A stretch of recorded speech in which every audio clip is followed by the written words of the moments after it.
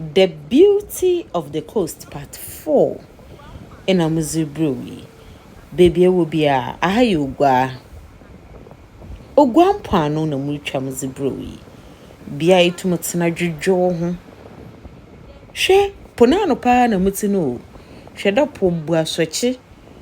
Benyim mutin. Me tumuna na bodore jim from papa. The Beauty of the Coast. Ompano. Sabi. Enye tutrasam. Enye ifi nko na yeye wo ho. Na mum yetena haso jihenyo pa. Bia mu wei no chede mechi is the street na if you UCC gate erba. Na modono. Na menyi muso oyola tantando ekobakano. Nti bia mu wei nkrofo nyimpa oye bia tatra a ogwa domdudu na jihunenyo wa ha.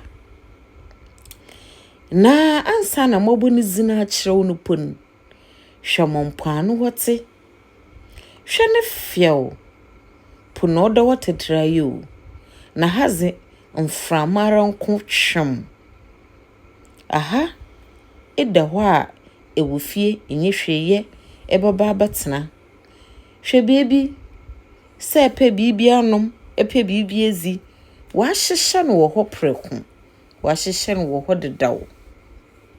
The Beauty of the Coast. Juma amesha aseno na motie do amono. Ogwafeto afehye mu yi edom tutu a wobo baha beje nwua no. Osewunwa onsa okachire. Inti mejebir misi krom mukọ ugwa mpoano. Ena muzire kyerɛw de Zayewu gwa ibinyo the breeze mframano nano dawono owe UCC ina ola zikobakano ntanta anada nkwanta bia the breeze way de fita kraze rebasina kwankran iye ewosu yaponi UCC ipede etene bebi juju ho anampo de iwo ola bakano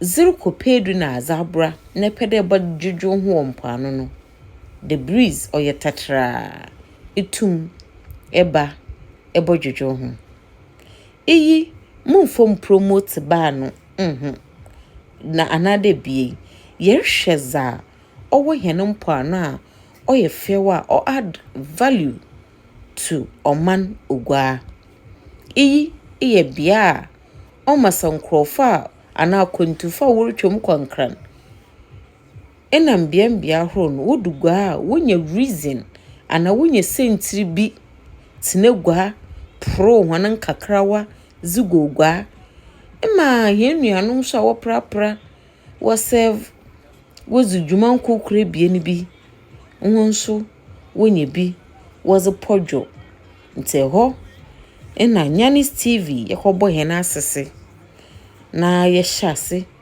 de ye broadcast fi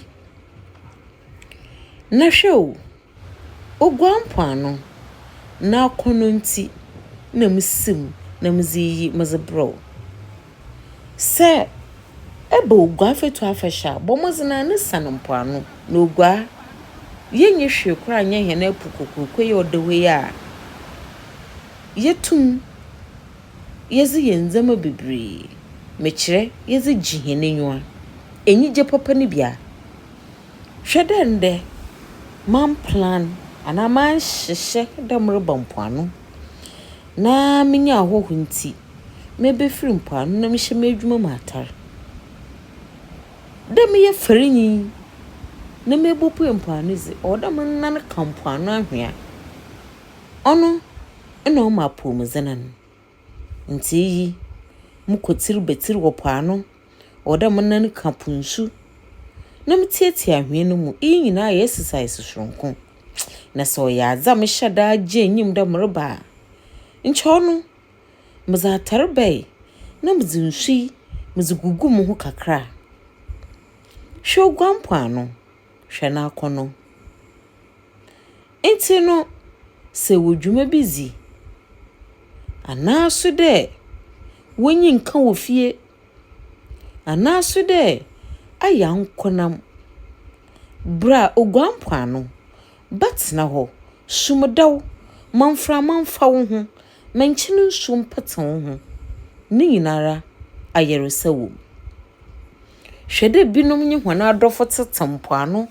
rigi honenwa irizi nkomo nyina oyeza ozi abraboi no ntodo oziba enye obia na onye bi Ghana ha yewe nye bebia na epokokurokwe owo bebre honi ye manka owo bi wo honu krum enti se wo bi wa ha munua jiwenwa. The beauty of the coast in the zamzi bro oninyi yeko the breeze na yeko hwe mframa nwanwa ofi punumu ebo ba asase do ozo ho no zenyije ozri hwewumu dofo. The beauty of the coast in the yeba the breeze opposite UCC gates. The breeze sepede jiwenyu a makam for hamon da fashi woroso brana basapia wo ho wa ha. The beauty of the coast kaide yezompanu bebre abro yes a lush on the coast abro